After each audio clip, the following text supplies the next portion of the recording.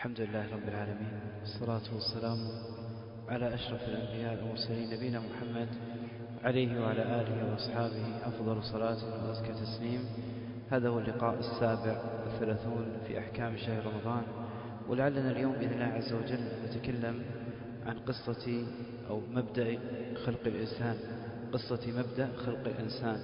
هذه القصة قصة خلق بني آدم أو الإنسان تكررت كثيرا في القرآن، ذكر الله عز وجل أحيانا بشكل مختصر وأحيانا بشكل مفصل. بسم الله الرحمن الرحيم، الحمد لله والصلاة والسلام على أشرف الأنبياء والمرسلين، أما بعد. Sheikh hafidhahullah ta'ala ameanza kwa kumhimidi Allah subhanahu wa ta'ala na kumtakia sala na salam Mtume Muhammad sallallahu alaihi wasallam, kisha akasema hichi ni kikao cha 37 katika vikao vinavyohusu ahkam mbalimbali za mwanzo za mwezi wa Ramadhani, na atazungumzia katika kikao hichi kisa kinachohusu kuanza kuumbwa mwanadamu, na Allah subhanahu wa ta'ala amelitaja hilo katika sehemu mbalimbali ndani ya Qur'an. kuna wakati anarefusha, kuna wakati anafupisha. تبدأ القصة حينما أخبر الله عز وجل الملائكة وأعلمهم أنه سوف يخلق ويجعل في الأرض خليفة، وإذ قال ربك للملائكة إني جاعل في الأرض خليفة.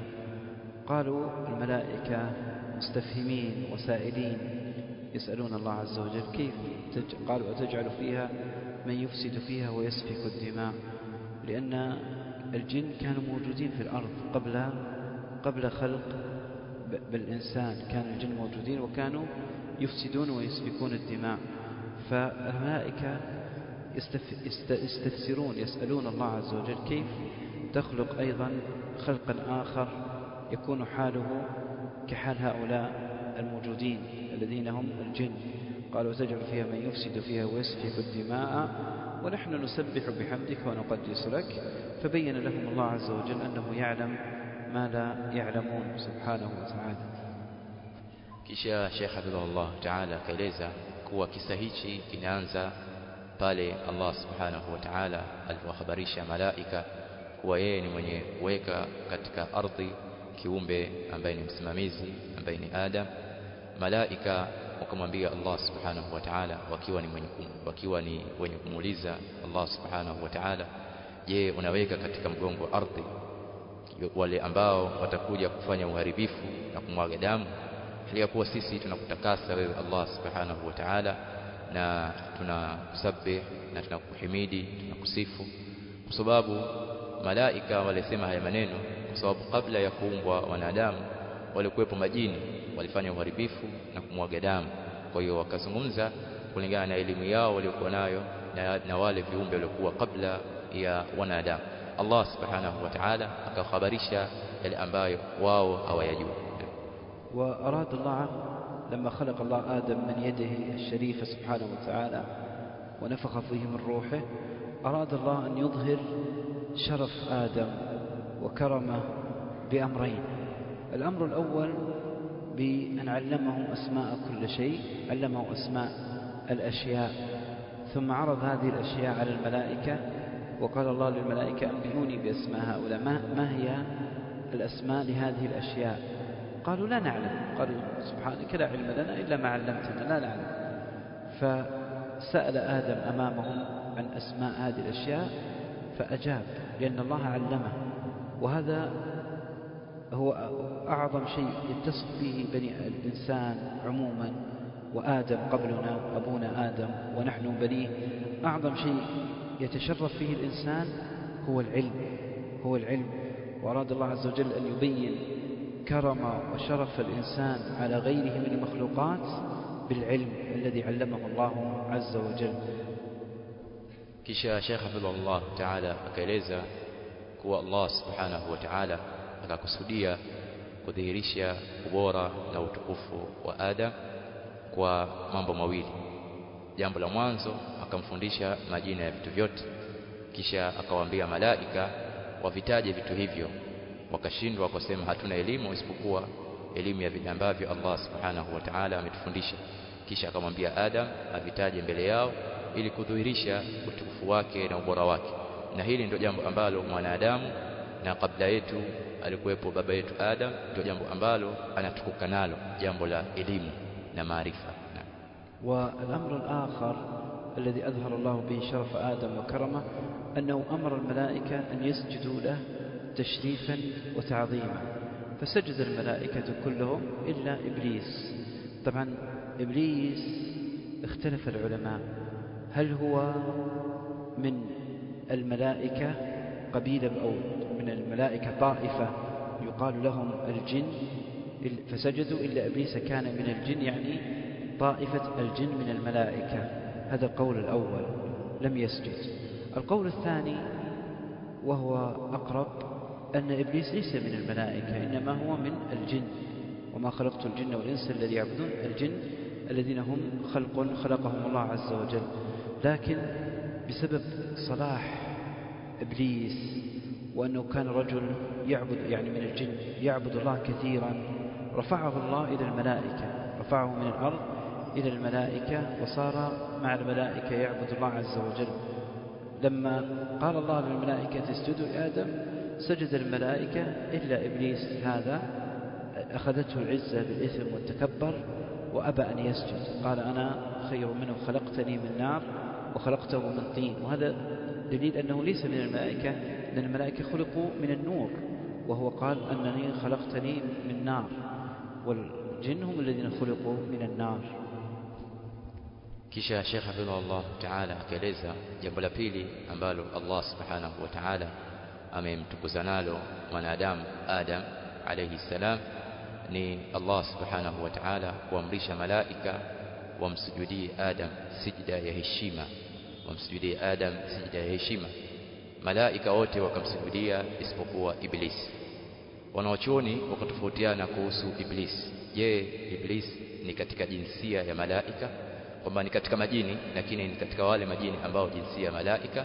Na hiyo ni moja katika kauli ya wanaochuoni, na wako waliosema kwamba Iblis hapana, ni katika majini na wala sio katika malaika, lakini alikuwa karibu na malaika kwa sababu yeye Iblis ndio alikuwa jini ambaye aliyekuwa katika njia sawa sawa, aliyetengamaa kwa sababu ya wema wake Allah Subhanahu wa Ta'ala akamweka sawa, akamkurubisha na malaika.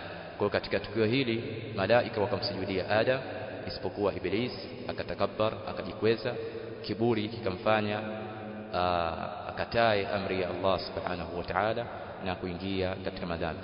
Na katika mambo yenye kufahamisha kwamba Iblis si katika malaika ni kuwa yeye ameumbwa kutokana na moto na malaika wameumbwa kutokana na nuru. بعد ذلك أمر الله آدم أن يسكن الجنة وخلق له من ضلعه زوجته حواء، وأباح لهم كل ما في الجنة إلا شجرة واحدة، قال لهم لا تأكلوا منها. لكن الشيطان أتى إلى آدم ووسوس له وقال ما نهاكما ربكما عن هذه الشجرة إلا أن تكونا ملكين أو تكونا من الخالدين. أتى للإنسان من نقطة ضعف الإنسان وهي الحرص، الإنسان حريص دائما، فقال له لابد أن تأكل من هذه الشجرة، وقاسم أقسم أنه صادق وأنه ناصح وأنه ناصح له بأمره أن يأكل من الشجرة. Kisha Sheikh Hafidhahullah Ta'ala keleza baada ya hapo Allah Subhanahu wa Ta'ala akamuingiza Adam alayhi salam katika pepo na akamuumbia mke wake Hawa kupitia ubavu wake wa kushoto. Kisha sheitan akamtia wasiwasi Adam baada ya Allah Subhanahu wa Ta'ala kuwahalalishia kila kitu peponi isipokuwa mti mmoja. Sheitan akaenda akamtia wasiwasi Adam alayhi salam, akamwambia kwamba Mola wenu hajawazuia kula mti huu isipokuwa nyinyi mtakuwa wafalme na mtakaa milele katika hiyo pepo. Kwa hiyo wakaingia katika makosa na sheitan akaweza kuwashawishi Adam na mkewe Hawa kupitia ile pupa ambayo yuko nayo mwanadamu.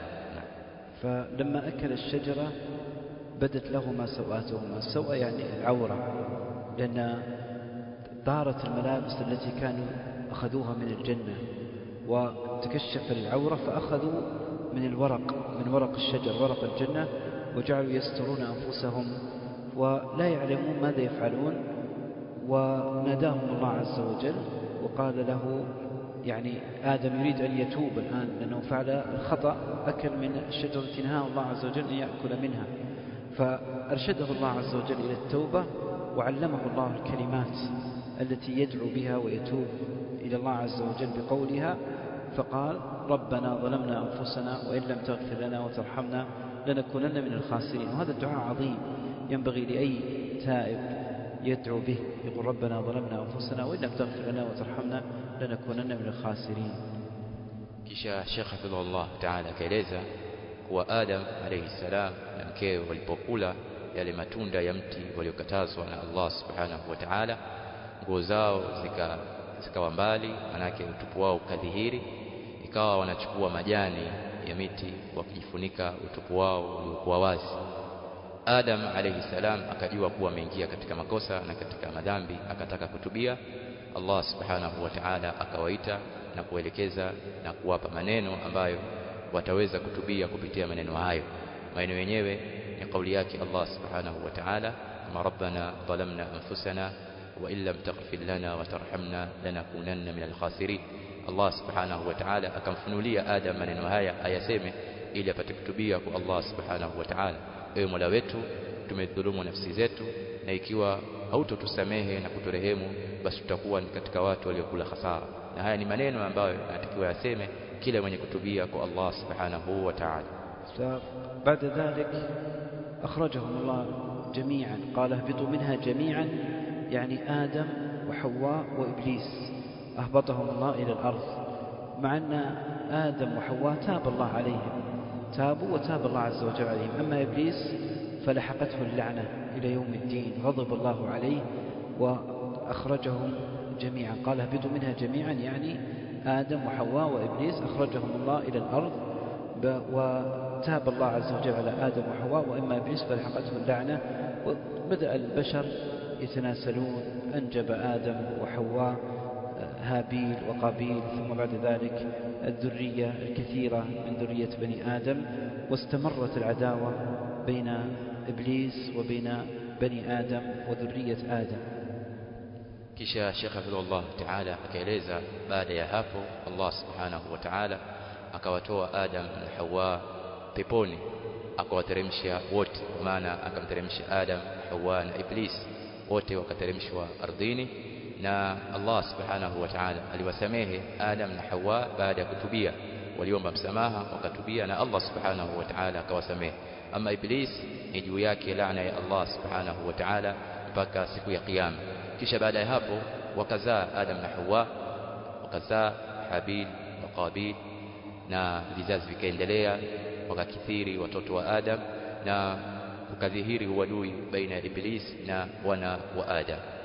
هذه قصة فيها فوائد، منها أن العداوة بين الإنسان وبين آدم، بين الإنسان وبين الشيطان، العداوة بين الإنسان وبين الشيطان عداوة قديمة منذ أن خلق الله آدم، وإبليس هو عدو بني آدم، لأن الشيطان إبليس يعتقد أن نوع الناس، نوع الإنسان ونوع بني آدم هم سبب إخراجه من الجنة، وهو أقسم على هذا أنه يضل الناس، قال فبعزتك لآتينهم عن أيمانهم وعن شمائلهم، من بين أيديهم وخلفهم وعن أيمانهم وعن شمائلهم، وأنه يضل الناس ويقعد لهم صراط الله المستقيم، صراطك المستقيم.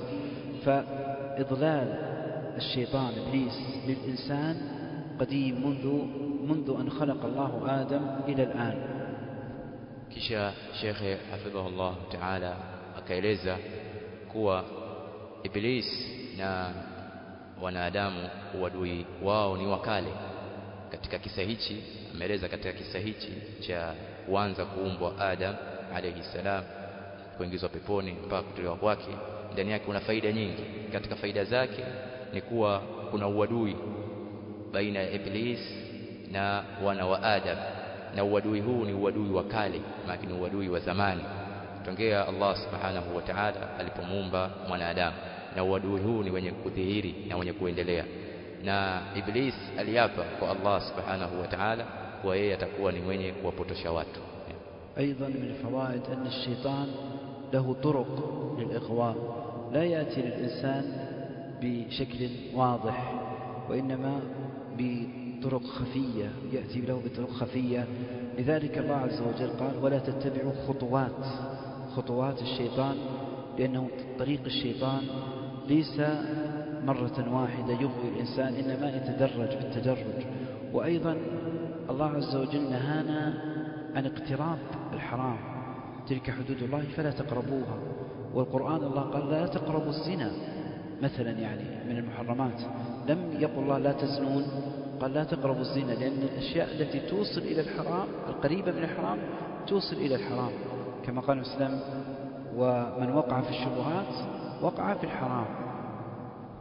Kisha Sheikh Hafidhullah Ta'ala akaeleza faida nyingine katika kisa hichi ni kuwa sheitan ana njia nyingi za kumpotosha mwanadamu.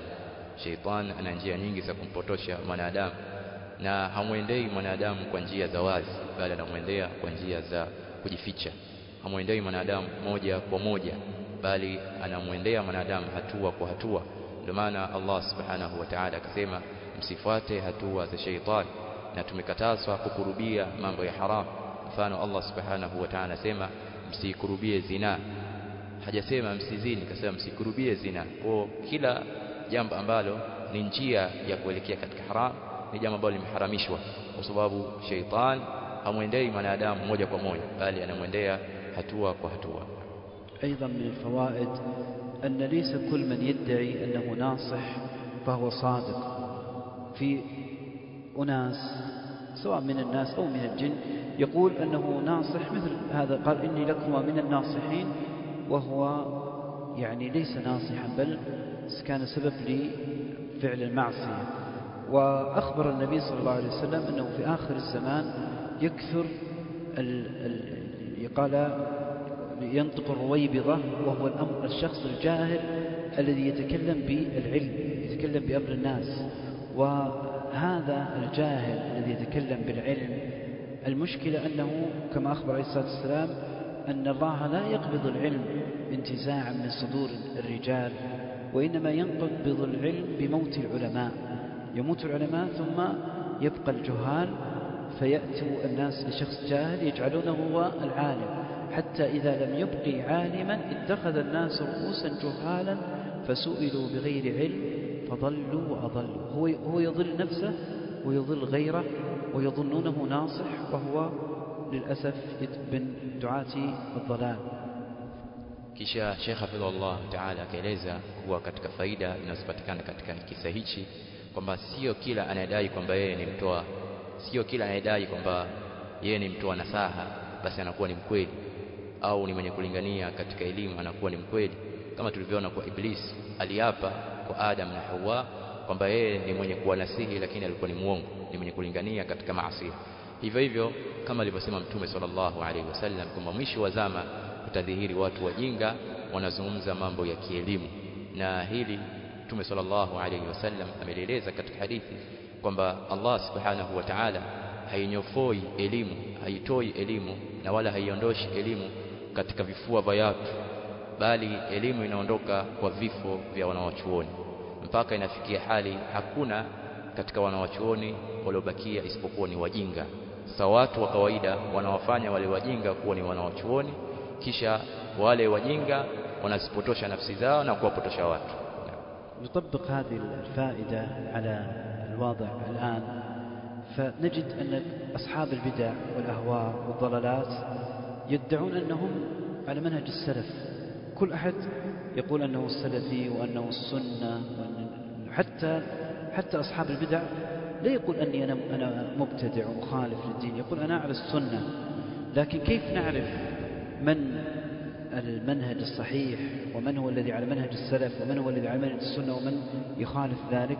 نعرف كما قال النبي صلى الله عليه وسلم من كان على مثل ما أنا عليه اليوم وأصحابي. الذين هم على منهج السلف حقيقة هم أهل السنة والجماعة. نعرفهم أيضا بأن أهل السنة والجماعة كما قال الإمام مالك هم الذين لا يعرفون إلا بأنهم أهل السنة والجماعة، لا يعرفون بجماعة. يعني الاجتماع تحت اسم غير اسم مسلمين أو أهل السنة والجماعة أو السلفية، هذه أسماء شرعية. غيرها هذا دليل بدعة، دليل ضلال. أهل السنة والجماعة هم الذين لا يعرفون إلا أنهم أهل السنة والجماعة.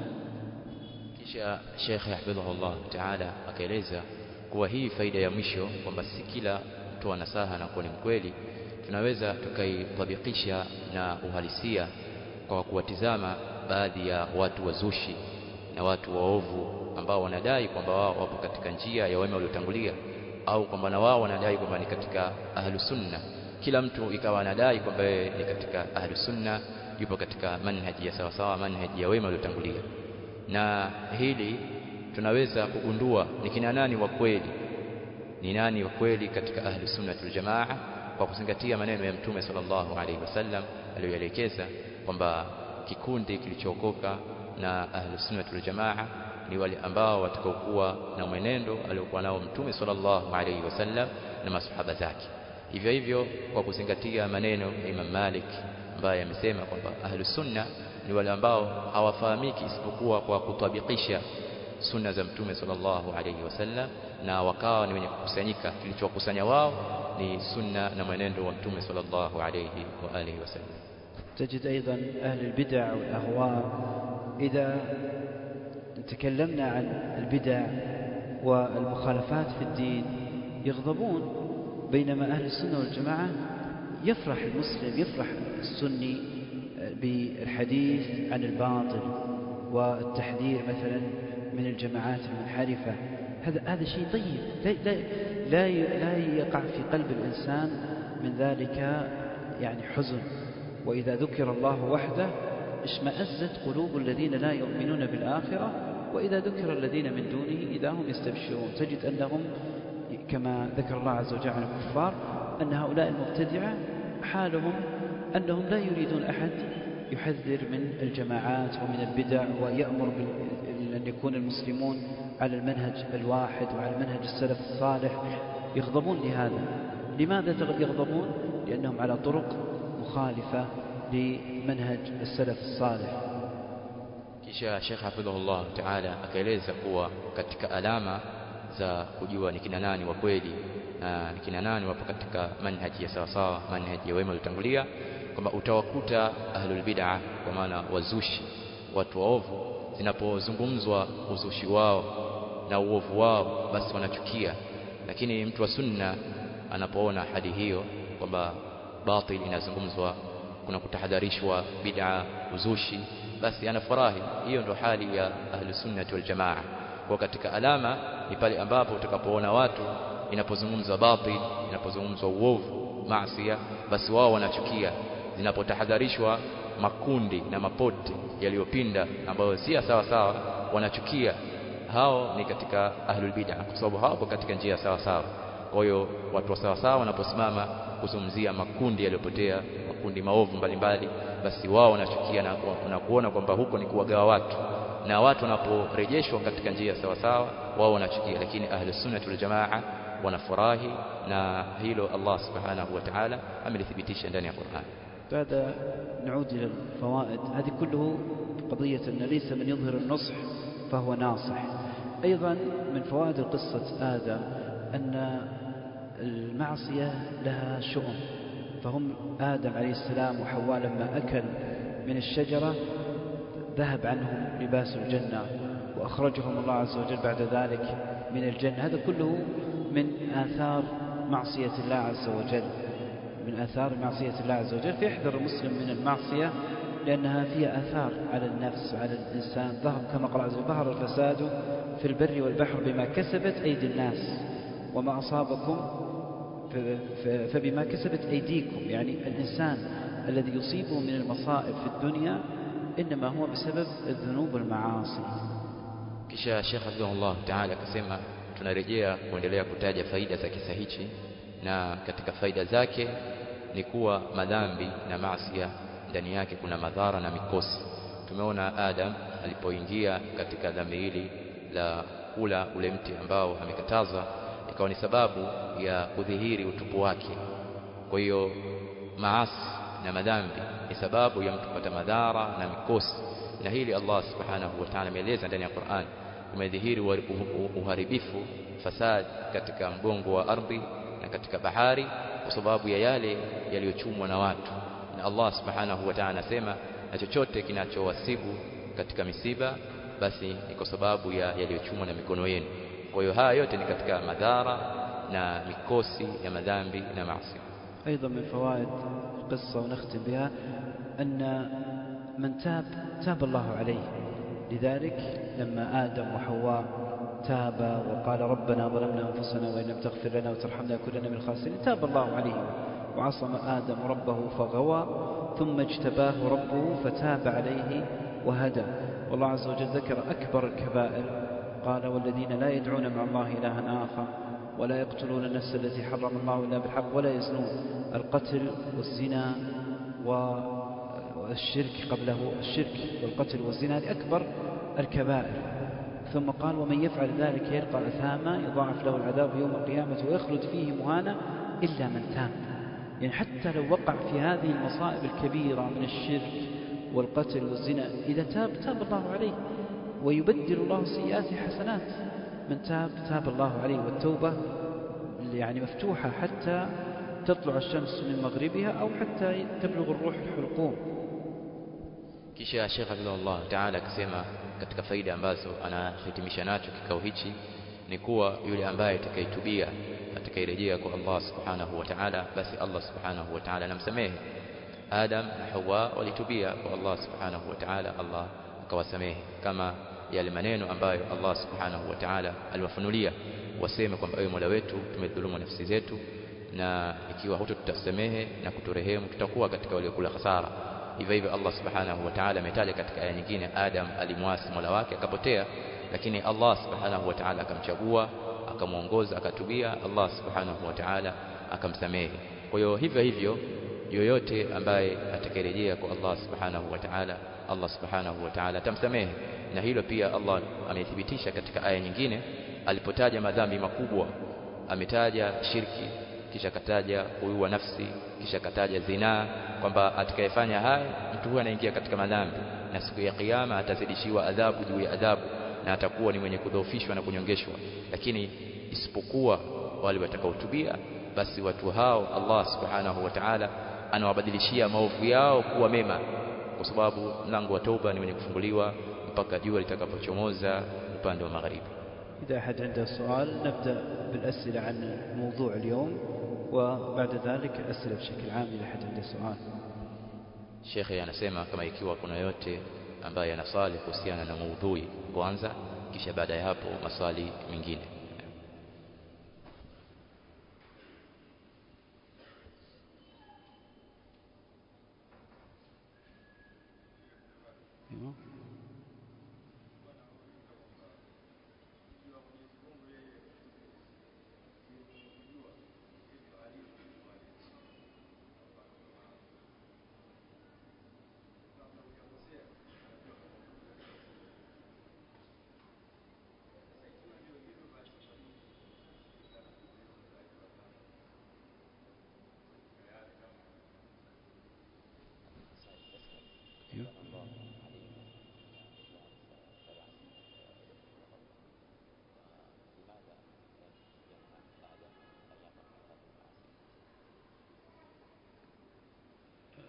عن آدم يعني.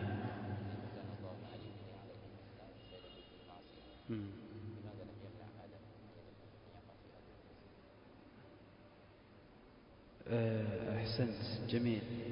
جاء في الحديث أن موسى لقي آدم عليه السلام، فقال موسى لآدم يا آدم لما أخرجتنا من الجنة، يا آدم لما أخرجتنا من الجنة. فقال آدم يا موسى لما تلومني عن شيء قد كتبه الله علي. قال النبي صلى الله عليه وسلم فحاج آدم موسى. القضاء والقدر بالنسبة للمعصية إذا كان بعد فعل المعصية هذا ممكن، نقول نعم أنا قدر الله علي وفعلت هذا وأنا أتوب إلى الله عز وجل. لكن قبل فعل المعصية لا يجوز الإنسان أن يحتج بالقدر. يعني آدم لا يدري أن الله كتب عليه أنه سيعصي الله، والإنسان لا يدري ما الذي كتب الله له أو كتب عليه.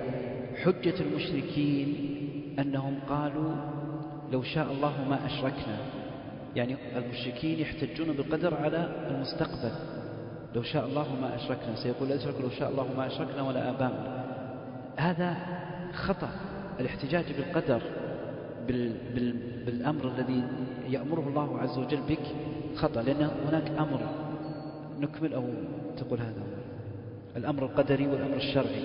الأمر الشرعي لا يحتج به على القدر، لكن الأمر القدري انتهى، نعم قدر الله ما شاء فعل. ndugu yetu aliuliza kama ikiwa Allah subhanahu wa ta'ala yeye ndo mjuzi wa madhalim na anajua mtu kabla ya kutenda maasi, kwa nini hajakadiria na kwa nini hajamzuia Adam asiingie katika haya maasi? Shekhe akaanza kujibu kwa kutaja kisa cha Adam na Musa, kwamba Musa alimwambia Adam, kwa nini umetutoa katika pepo? Kwa sababu umefanya maasi, ukatoka katika pepo. Adam akamzidi hoja Musa kwa kumjibu kwamba unanilaumu kwa jambo ambalo Allah subhanahu wa ta'ala amenikadiria, kwa ni jambo ambalo Allah subhanahu wa ta'ala ameshakadiria kwa hikma zake na kwa elimu yake Allah subhanahu wa ta'ala.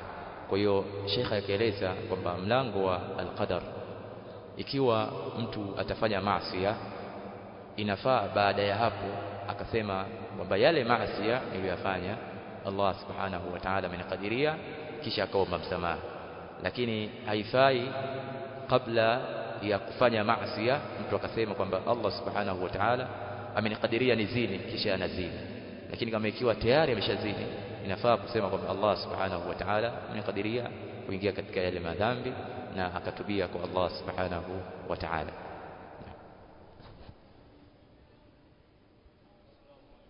السلام عليكم ورحمة الله وبركاته.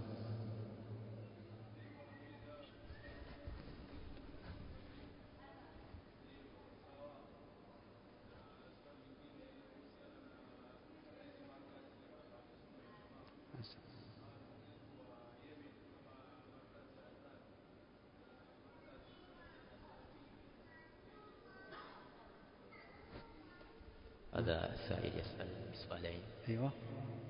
السؤال الواحد قال يسأل عن أهل التبليغ هل هم على الحق؟ جميل. هذا السؤال الواحد. والثاني؟ الثاني هذا يتعلق بواقعنا ومراكزنا. أيوة. في بعض المراكز هم من اليمن الحجابرة. هل يسأل هذه المراكز السلفية؟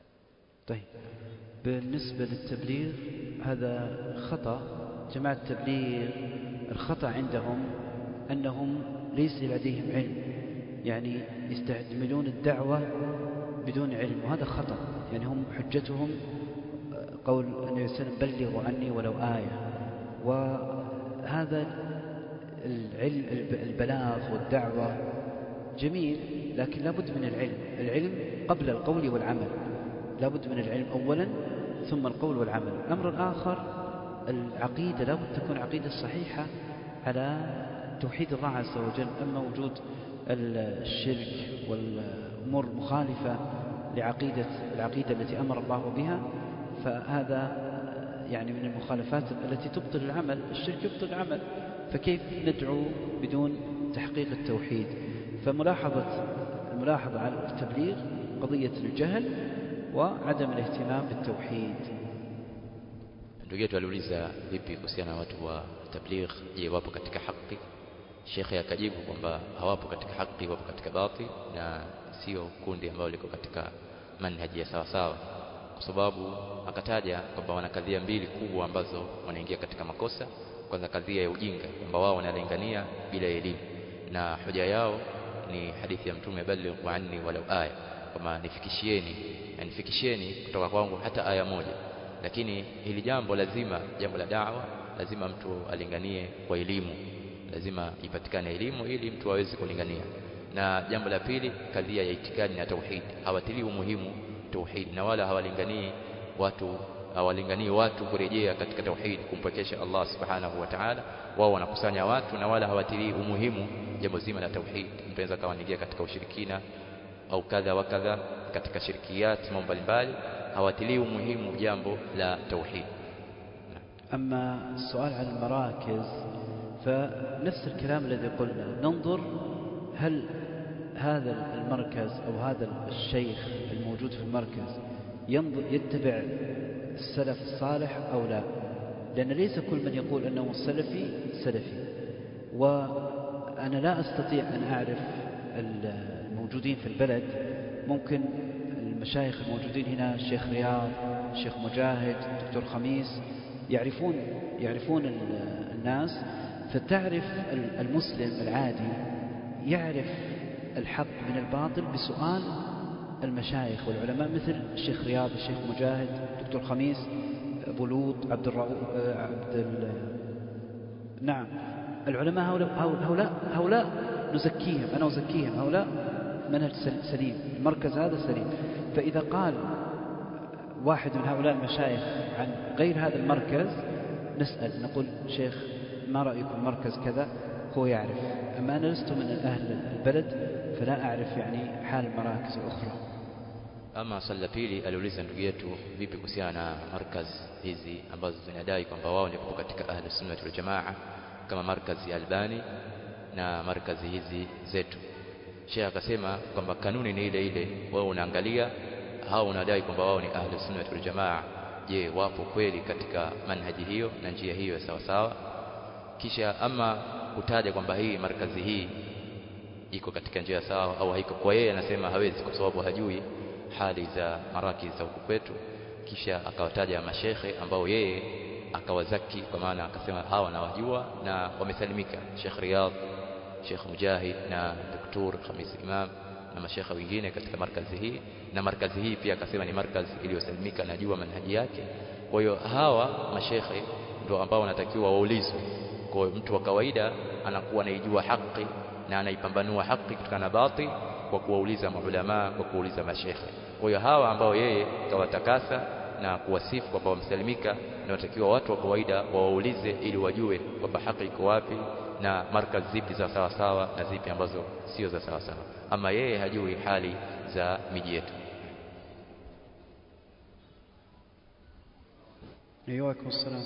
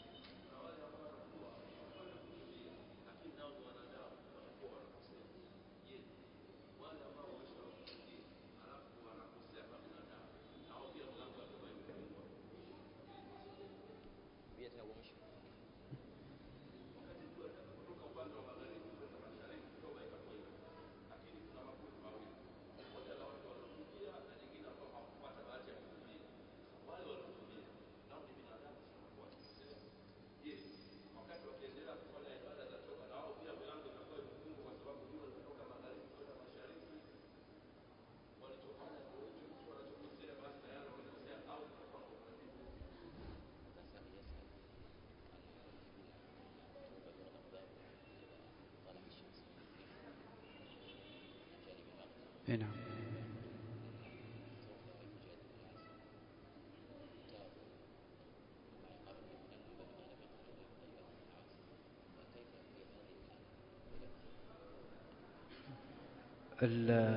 علامات الساعة الكبرى، السؤال جميل.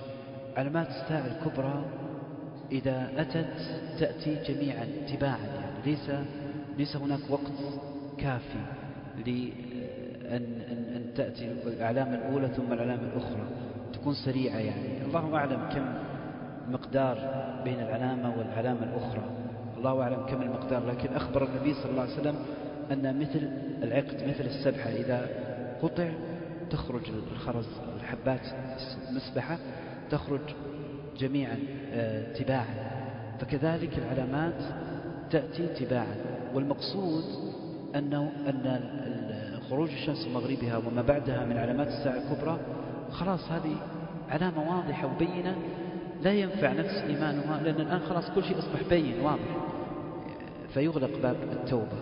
ثم تأتي الدابة تضع على الناس المسلم، تكتب عليه مسلم، والكافر تكتب عليه أنه كافر، تكلمهم، دابة يخرجها الله تكلم الناس من المسلم من الكافر. تأتي الريح تنزع المؤمنين يعني يموتون، ولا تقوم الساعة إلا على شرار الخلق، وغيرها من الآيات. Sheikh Hafidhullah Ta'ala amejibu swali la ndugu yetu kwa kusema kwamba hizi alama za kiyama zinakuja kwa kufuatana. Kwa hiyo ikija hii alama ya jua kuchomoza upande wa magharibi, manake hapo hapo tayari mlango wa toba unazingatiwa kuwa umefungwa. Kwa hiyo wale ambao hawakutubia, manake waliingia katika madhambi alafu hawakupata fursa ya kutubia baada ya kuingia na kutokea alama hii, manake tayari inazingatiwa mlango huo tayari ushafungwa kwa wao.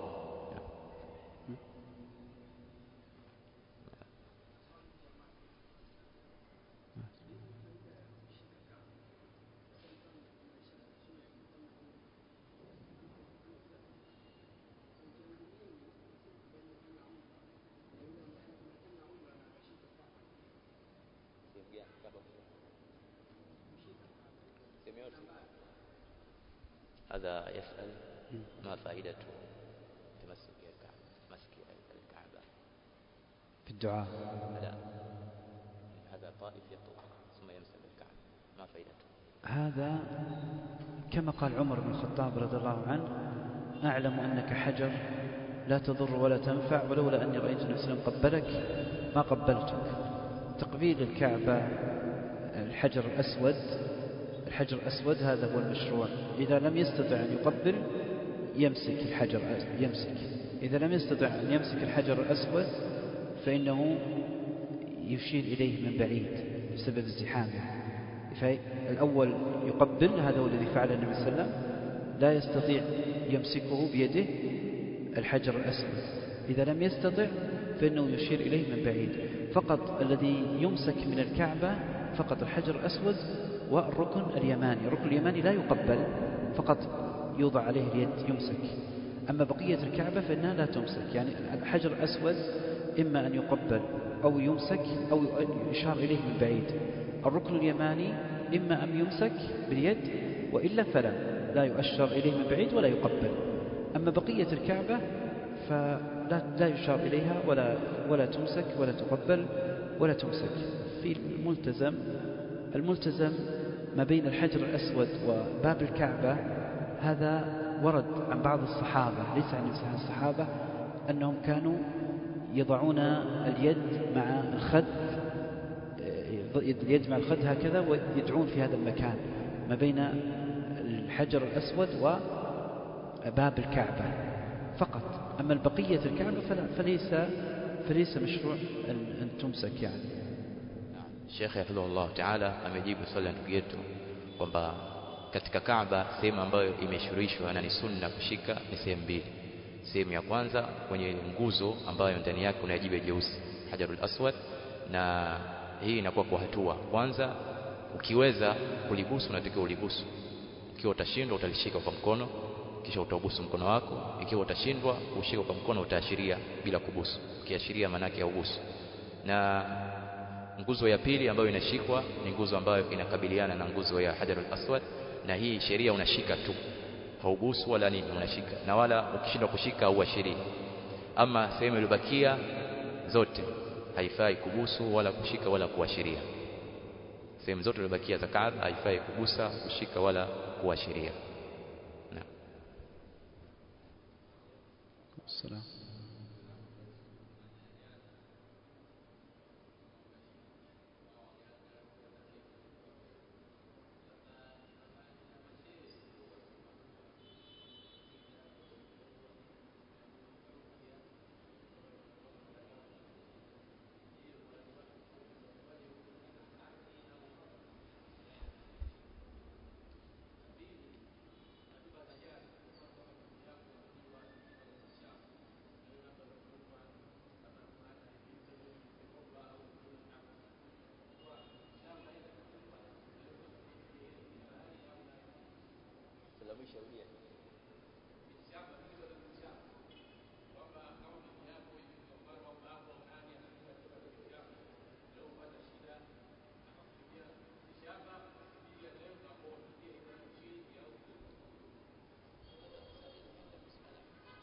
ايوه ايوه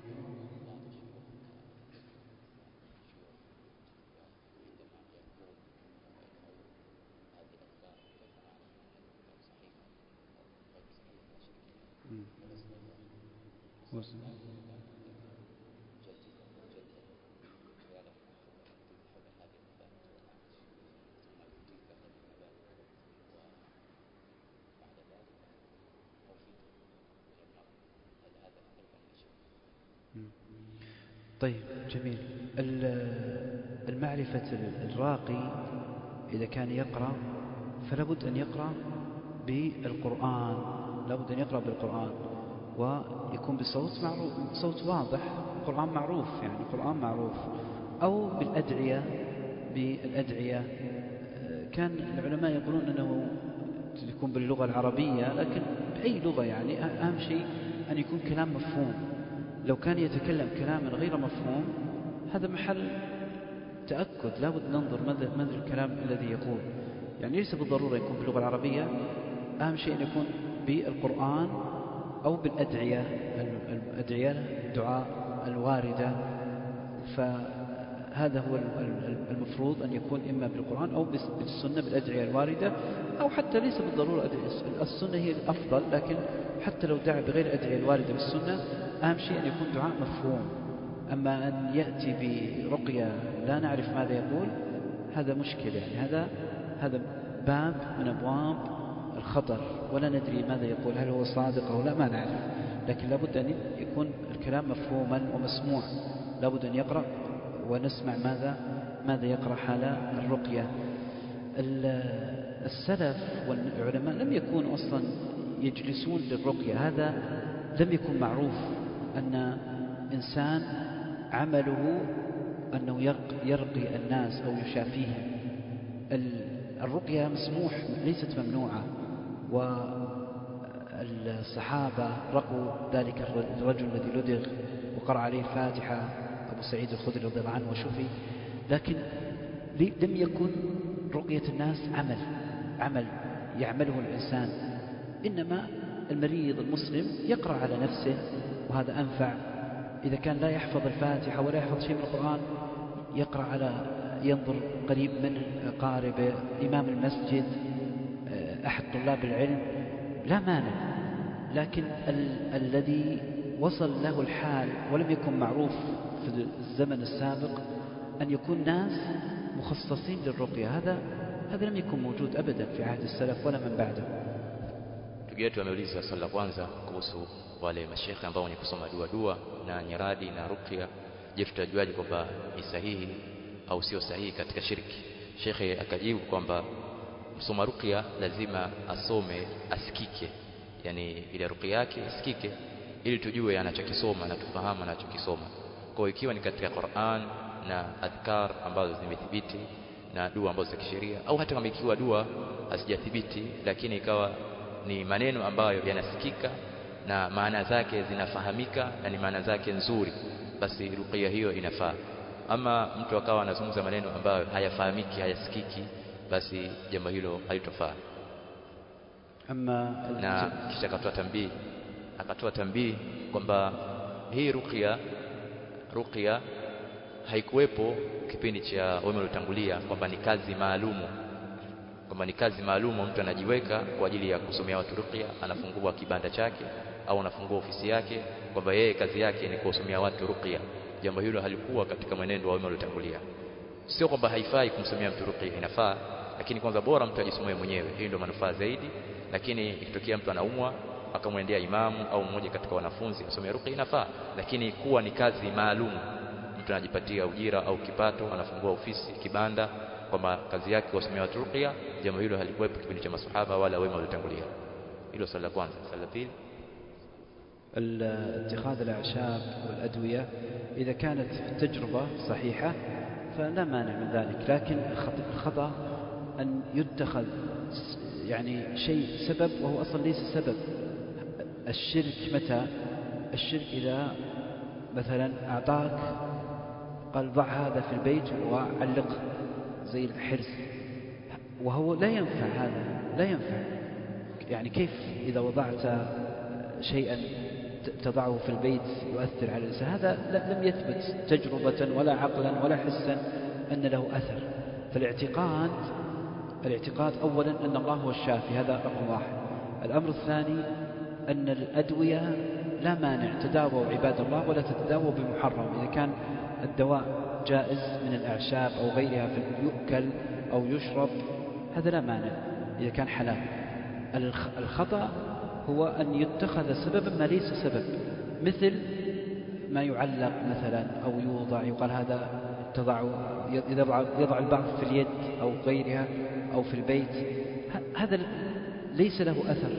فاعتقاد أن هذا الشيء الذي ليس له أثر مؤثر هذه مشكلة، يعني يصل إلى الشرك. kisha swali la pili Sheikh Abdullah Taala akalijibu swali la ndugu yetu kuhusiana na mtu akapewa mimea na baadhi ya dawa ima kunywa au kupaka, je ni katika shirki? Sheikh akasema kama ikiwa hizi dawa na hii mimea mtu aliyopewa ni halali, alafu pia ni inafahamika kwamba ni dawa zinazotibu maradhi fulani na mtu ana maarifa hayo na utambuzi huo, utabibu huo, basi hakuna kizuizi wala sio shirki. Inakuwa shirki pale ambapo zikafanywa kuwa ni sababu ya kile ambacho sio sababu. Yani mfano mtu akapewa mimea kisha akaambiwa hii mimea itundike sehemu fulani au ifunge kwenye mkono basi utapona. Haiwezekani kitu umekifunga sehemu nyingine afu ukapona maradhi uliokuwa nayo. Maana yake hii itikadi ndio inakuwa inaingia ndani yake shirki. Jazakallahu khair. انتهى. جزاكم الله خير جميعا. طيب لا عادي، لا ما في مشكلة، تفضل.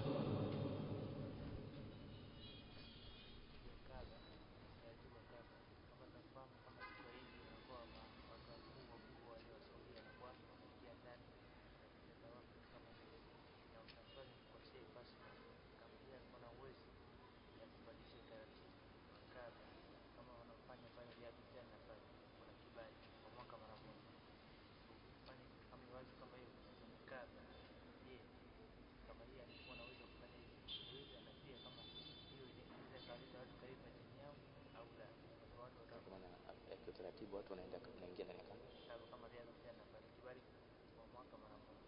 Je, hiyo inaweza kufanya watu wakawa karibu na dini yao au la, au itakuwa kama inakaribia kitu ambayo watu walichukulia kaza kama kama itarudi nyuma kama jahili.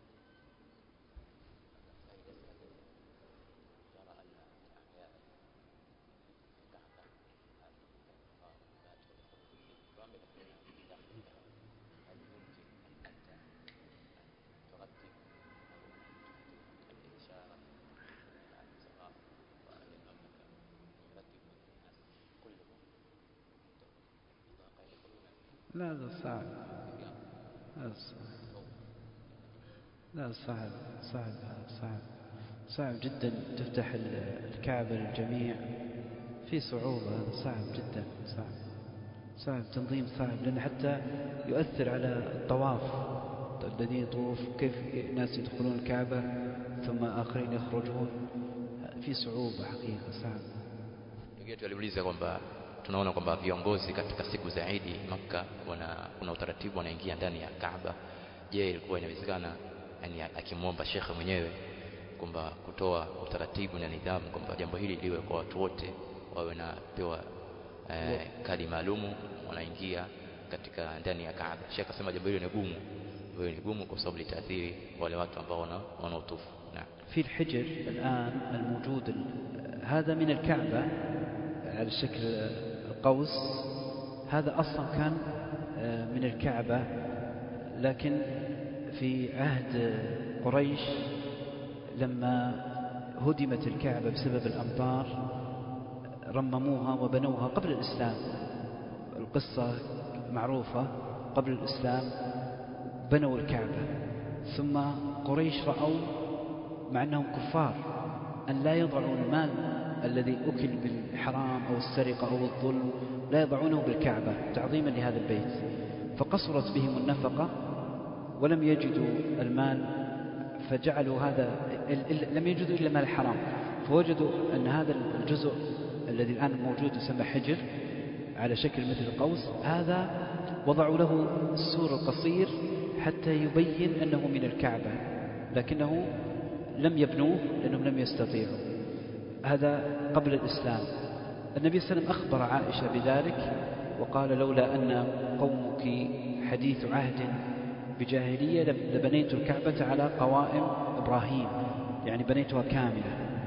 هذا كان أمنية للنبي صلى الله عليه وسلم.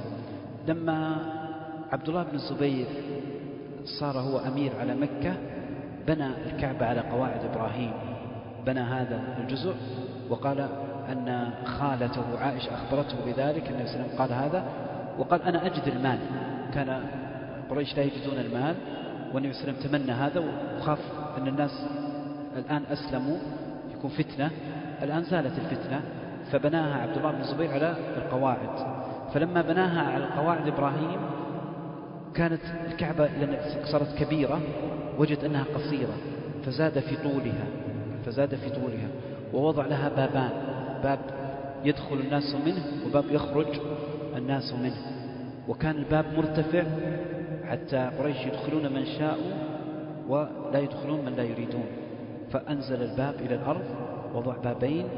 هذا كله فعل عبد الله بن الزبير. لما قتل رضي الله عنه وارضاه، الحجاج قتله، عبد الملك بن مروان كتب أن يعاد الكعبة كما كانت، وأقر في طولها. الطول الذي زاد إلى الآن هو نفس الطول الذي بناه عبد الله بن الزبير، ولكن الجهة التي بناها عبد الله بن الزبير أعيدت كما كانت.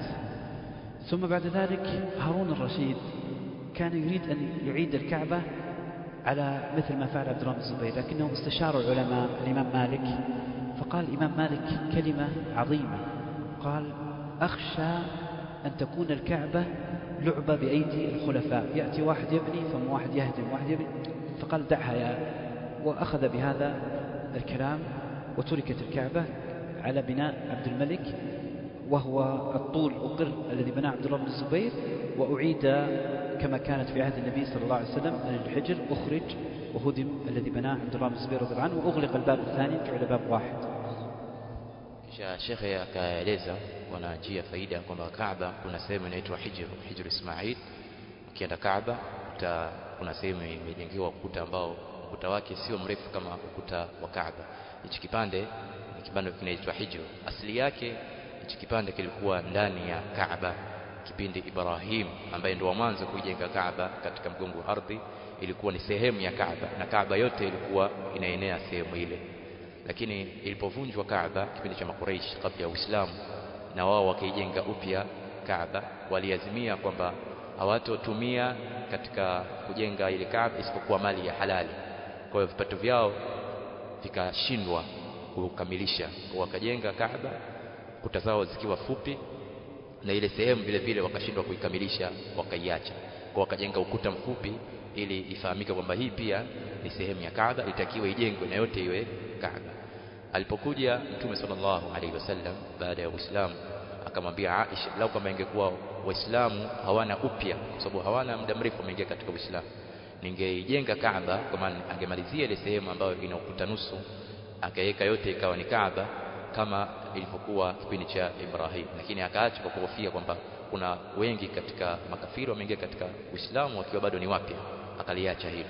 Alipokuja Abdullah ibn Zubayr, yeye kipindi chake Waislamu walikuwa wako wengi na yeye alikuwa na mali, akasema mimi naijenga kama kipindi cha Ibrahim. Kwa hiyo akaijenga ile sehemu ambayo Makuraish walishindwa kuimalizia, na akarefusha kuta za Kaaba.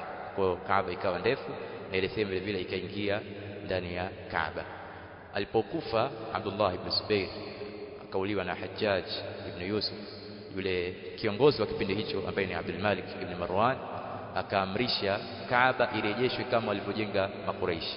Kwa hiyo ikarejeshwa vile vile, urefu kabakishwa, lakini ile sehemu ambayo Hijr Ismail, kile kipande kidogo karejeshwa vile vile, manake ukuta ukavunjwa ukabakia nusu, ukabakia vile vile mpaka alipokuja tena Harun ar-Rashid, kiongozi mwingine, na yeye akataka kurejesha kama alivyojenga Abdullah ibn Zubair, na hivyo ndo sawa kama ilivyokuwa kipindi cha Ibrahim. Lakini kabla ya kufanya hivyo akawashauri wanawachuoni. Alikuwepo kipindi chake Imam Malik. Imam Malik akasema maneno mazito kwamba anahofia hii Kaaba isije ikachezewa kupitia mikono ya viongozi, huyu anakuja na kunja, huyu anakuja na rekebisha. Kwa hiyo akasema ibakie hivyo hivyo katika vile walivyojenga Makuraishi, pamoja kwamba usahihi na asili ni iwe kama vile alivyojenga Ibrahim na kama alivyotamani Mtume sallallahu alaihi wasallam. Kwa hiyo ikabakia mpaka leo hii ili isichezewe nyumba ya Allah subhanahu wa ta'ala, Kaaba. الشاهد أن من صلى داخل الحجر كأنه صلى داخل الكعبة. هذا الجواب السؤال. هذا الشاهد من القصة كامل أن من صلى داخل الحجر كأنه صلى داخل الكعبة. Kinachokusudiwa kwamba anachokusudia shekhe hichi ni kisa, lakini anaiswali sehemu ile ambayo sehemu ile wanaruhusiwa watu kuingia ni kama aliiswali ndani ya Kaaba, kwa sababu hii inazingatiwa ni Kaaba, ndani ya Kaaba. Naam. Swali tuweke swali la mwisho. Swali akhir.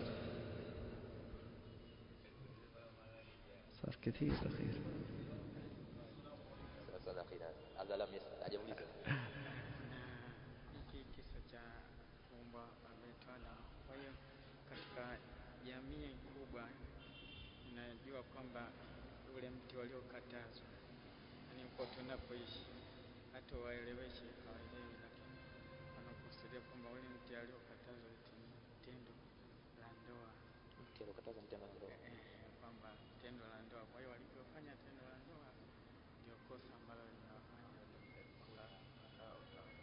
wakashuka. Kwa hiyo naomba sahihi.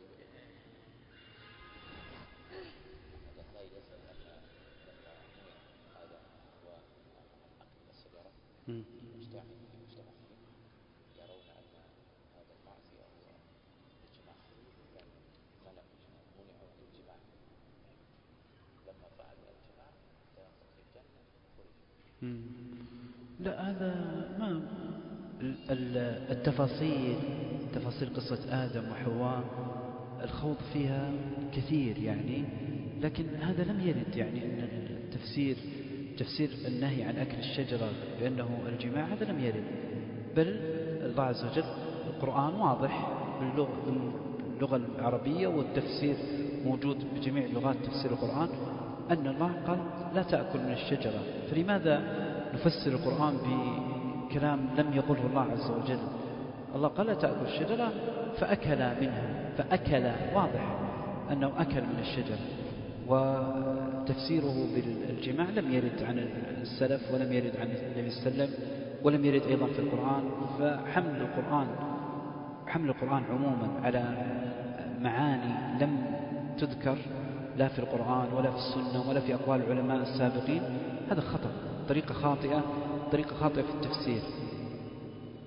Ndugu yetu aliuliza kwamba ule mti waliokatazwa Adam na Hawa katika baadhi ya jamii wanasema ni tendo la ndoa, kwamba walikatazwa tendo la ndoa. Sheikh akajibu kwamba Qur'an inapokuja yale matamko yake tunayafasiri vile vile kama ilivyothibiti kutoka kwa Mtume sallallahu alaihi wasallam, na kama inavyofahamika kwamba Qur'an imeteremka kwa lugha ya Kiarabu. Kwa hiyo kwenye Qur'an imekuja kwamba wamekatazwa kula mti, matunda ya mti. Kwa hiyo hivyo tunachukua tafsiri hiyo na hiyo ndio tafsiri ya sawa sawa. Ama kufasiri kwamba mti wenyewe ni tendo la ndoa, jambo hilo halijathibiti kutoka kwa Mtume sallallahu alaihi wasallam. جزاكم الله خير. في شيء ولا خلاص؟ في ولا انتهى؟ في سؤال ولا خلاص؟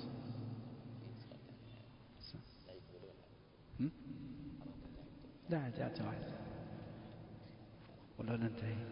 بس الله عز وجل يجزيكم خير الجزاء. اللهم نسألك علما نافعا ورزقا طيبا وعملا صالحا متقبلا. اللهم علمنا ما ينفعنا وانفعنا بما علمتنا وزدنا لك خشية وإنابة وتقى يا رب العالمين.